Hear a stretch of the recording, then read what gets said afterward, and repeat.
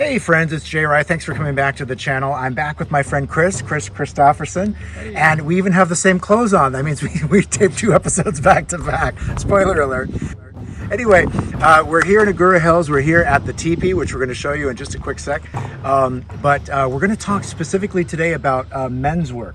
What does that mean? What's it about? How it's available? How did we meet regarding men's work? That's what today's episode's all about. Here at the teepee. Chris, you want to give a brief description of the teepee here, where we physically are located?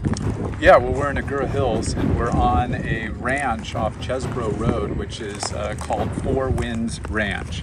And actually, the teepee is called the House of Two Spirits, the first spirit being a horse named Tuxedo, and Tuxedo's owner, who also is the founder of the teepee, and that's Pamela Robbins. All right, so we're going to talk in this episode, like we said, specifically about men's work. Chris, what is men's work?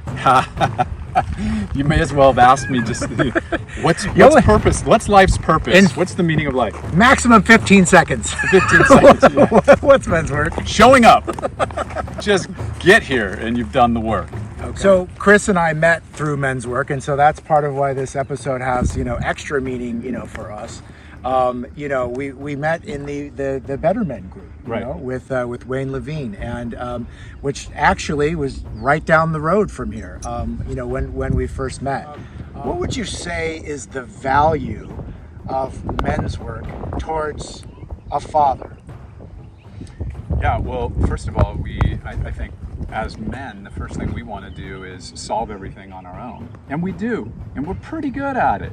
But sometimes we're not so awesome at it either.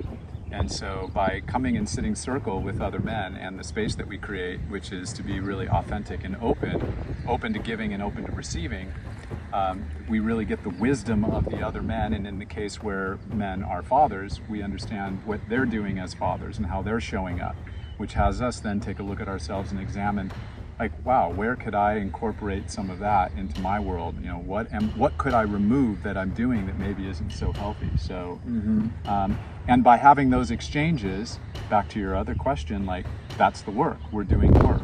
You got to dig in and be open. And for men to be open, it is work. It requires us to really look inside ourselves and ground and go next level to, like, what could I be open to? That's a lot of work for us. Yes. Yes, it is a lot of work for us. Would you, And you were a good worker. You worked hard. Not unlike how you do in life now. You worked your ass off. Well, thank you. Yeah. Because it meant a lot. And I found the men's work, when I was dealing with a lot of transition. I was just getting divorced. It was the first time that I was not going to have a house with my wife, myself, my 2 children, and the dog, and everybody coming over on Sunday for the barbecue, because that wasn't really what was going on. Right. And so the men's work came to me at the perfect time, because I had all sorts of difficulties and traumas that I could not handle myself. Yeah. So the timing of it was absolutely perfect. All right, so now we're inside the teepee, and Chris, when we're talking about men's work, how would you relate it to words that people might be more used to, like therapy or sharing, or are there other ways to describe the work in a context that people might be more familiar with if they don't know men's work? Wow. God, that's huge, because we have so many people that come from coaching and or therapy backgrounds, and sometimes that's what might even start to happen, is somebody really locks in on a guy and what he's sharing and where he's at, and then it becomes sort of this one-on-one dialogue, and then we're all spectating, and we have to shift that energy, because that's not what it's about. Right. The reason you have group and the reason you have a larger circle of men is so that you can get the perspective or the wisdom of all the men.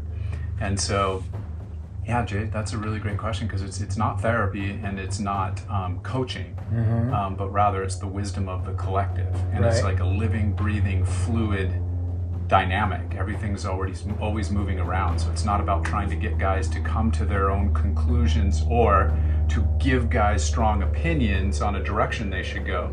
It's just about having an open, fluid experience and exchange of how guys are thinking and feeling, and from that, a man can come to his own conclusions on if he wants to make a shift in something or not. I hope that answers the question. No, it's great. I mean, it's real, you know.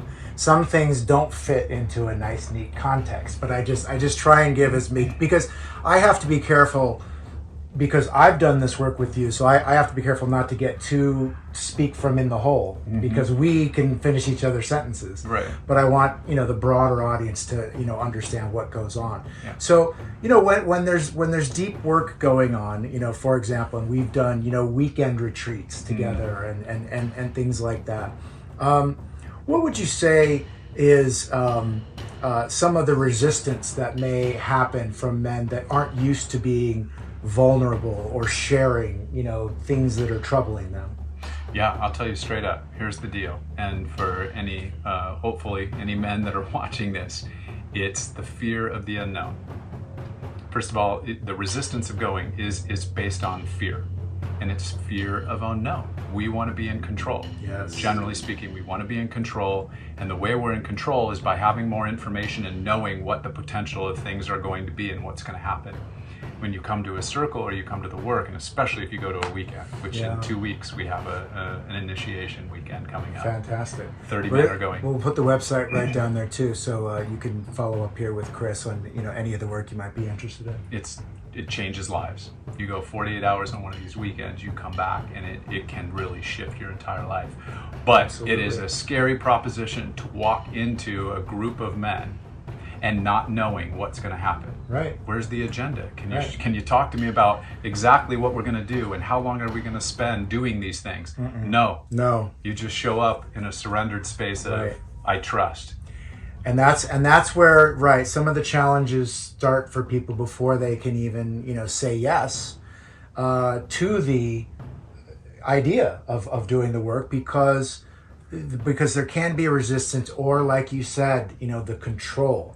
You know, my name is John and I'm used to being the boss at the house, and so I don't work that way of being vulnerable, or I have my mask on because I'm, you know, like I'm used to, you know, doing things a certain way, and well, before you come do the work, well, the mask has to come off, right? And the armor. All of it, right? You know, just if you think about just the simple analogy of like my world, the corporate world that I came from, and a lot of, I think, the still corporate world out there is put on the suit and tie, get booted and suited. Yes. Well, that was the armor. Yes. Because then from within that, now we're all playing a certain role, and it's fine and it's needed in some regards, but it is a level of armor, and it doesn't allow us to see who's really behind the corporate speak and the language and the presentation in terms of the suit. What if we stripped ourselves down and we were able to just really see inside the man and know what's happening? And I think our women are calling for that, have been screaming for some time. As one woman told me recently in an interview, is like, a lot of women are terrified of men, and it's not because they're just going to physically come at them, although we know that type of stuff happens too, but it's because the men they don't know who's really there. What are they really dealing with? It's the shadows that lurk underneath of all the fear and the anger and the suppression of so many things. And so we armor up and mask up, as you said. Right. When you come to something like a weekend or even our groups and sit in our circles, we're not interested in your mask or your armor. Right. We want to take that stuff off and see what's happening. Those get smashed as soon as possible. If you still came with your mask and your armor, like, they're going to get destroyed. So you might as well just leave it at the door. Because it's just an impediment to getting to what you're here for. That's right. And I want to say, even, you know, because I imagine, I'm trying to think from a listener perspective, a man hearing this goes, wow, yeah, sure, I want to come in to the unknown and drop all this stuff. But here's the deal. We do want to do that. We do want to quote the proverbial lay down the sword. Yeah. We just want to lay it down and say, here's where I'm at, here's who I am, and I could use some help so that I can show up. I want a different kind. I want to wear a different suit. I want to wear a different level of armor and mask. Yeah, it isn't easy to start. And again, I mean, Chris and I have done, you know, work like this for some time. That's how we met. And you know, I have been the king of armor and control in many aspects of my life. So it was difficult for me to get started too. But once I did, and I saw the benefit and how it changed my life, to be a better man, to be a better father, to be a better, partner. It's or what we say in our circle is a conscious man. Yeah. Like, at least be conscious. Can you at least be really aware of what you're wearing and the actions you're taking? Just being conscious is really powerful. Then you can move from consciousness to better man. Yeah. Chris, how long would you estimate you've been involved with men's work?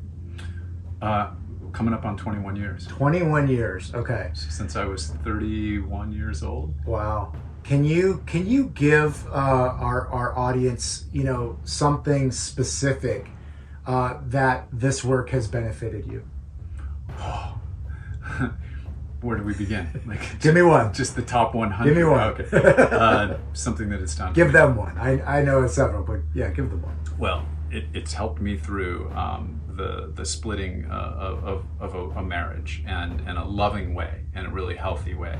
It helped me get to the altar of another marriage, and it helped me to help that partner to pass on. Pretty heavy duty stuff. But ultimately, the biggest thing that I think that it taught me to do was to shed all the armor and not be so concerned about how I look. What am I wearing? Am I physically fit? All my value is going to come from my title, my power and responsibility in business, and the money, and then therefore the things that I get to buy from it.